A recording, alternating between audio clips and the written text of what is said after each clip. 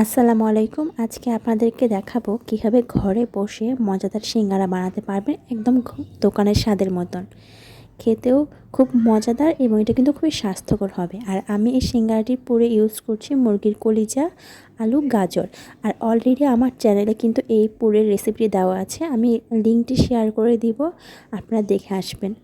আর এইটি কিন্তু খেতে খুবই টেস্টি হচ্ছে। তো চলুন দেখে আসি কী কী উপকরণ লাগছে। প্রথমে আমি 3 কাপের মতন ময়দা নিয়েছি।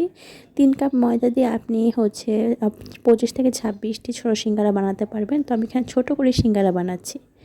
বড় করে বানালে হয়তো বা আপনার 18-20টা হবে। তো ময়দা নিয়ে নেওয়ার পর এখানে আমি লবণ দিয়ে দিচ্ছি। এখানে আমি 1 চা চামচের মতন লবণ নিয়েছি, যেহেতু ময়দার পরিমাণটা একটু বেশি। তারপর এখানে দিয়ে দিব কালো জিরে। তো কালো জিরেটা কিন্তু খুবই ইম্পর্ট্যান্ট এক্ষেত্রে, এই ডোটার ক্ষেত্রে।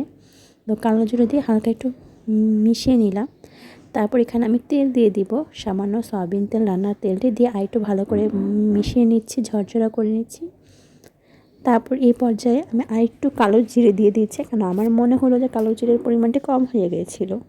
আর এখন দিয়ে দিচ্ছি হালকা কুসুম গরম পানি। আমি অল্প অল্প পানি মিশিয়ে তারপর ডোটা মিক্সড করছি, কারণ অনেক সময় দেখা যায় পানির পরিমাণটা বেশি হলে কিন্তু ডোটা বেশি আঠালো হয়ে যাবে বা বেশি।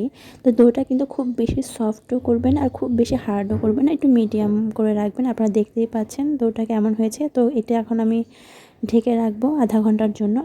তো আধা ঘন্টা পর আমি এই ডোটাকে সমান করে ভাগ করে নিচ্ছি। আমি কয়টি সিঙ্গারা বানাবো সেই হিসাবে শেপ করে নিচ্ছি, কয়েকটি ডো বানিয়ে নিচ্ছি।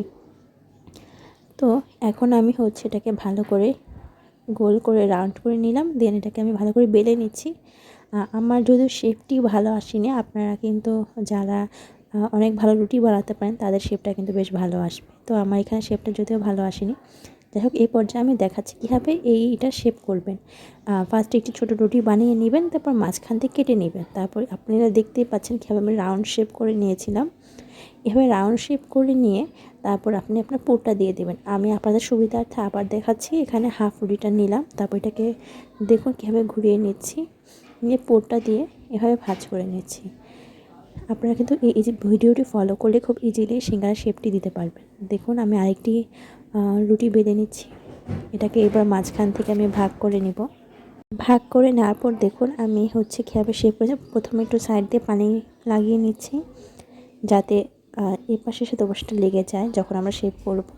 তারপরে দেখুন ভাঁজটা আমি দেখিয়ে দিচ্ছি আবার আপনাদেরকে, আরেকটি করে দেখাচ্ছি। এরকমভাবে আপনারা দেখে যদি করেন তাহলে কিন্তু খুব ইজিলি আপনারা সিঙ্গারা সুন্দর শেপ দিতে পারবেন। এভাবে আমি আস্তে আস্তে করে সবগুলো সিঙ্গারা বানিয়ে নিয়েছি। এভাবে সিঙ্গারা বানিয়ে কিন্তু আপনারা ফ্রোজেন করে রাখতে পারেন, যে কোনো সময় এটি বের করে ভেজে খেয়ে ফেলতে পারেন। তো একবারে এভাবে অনেকগুলো সিঙ্গারা বানিয়ে ফেললে কিন্তু ফ্রোজেন করে রাখা যায়। তো প্রথমে আমি তেল গরম করে দিলাম, এখন নিয়ে সিঙ্গারাগুলো সুন্দর করে দিয়ে দিচ্ছি। তেলটা অবশ্যই ভালো করে গরম হওয়ার পর দিবেন। যখন সিঙ্গারা এক পাশ ভেজে লাল লাল হয়ে যাবে তখন অপর পাশটি উল্টিয়ে দিবেন।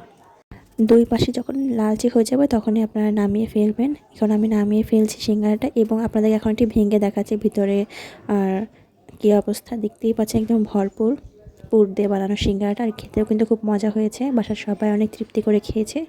আশা করি আজকের ভিডিওটি আপনাদের অনেক ভালো লেগেছে। আর অবশ্যই আমার চ্যানেলটি সাবস্ক্রাইব করে পাশে থাকবেন।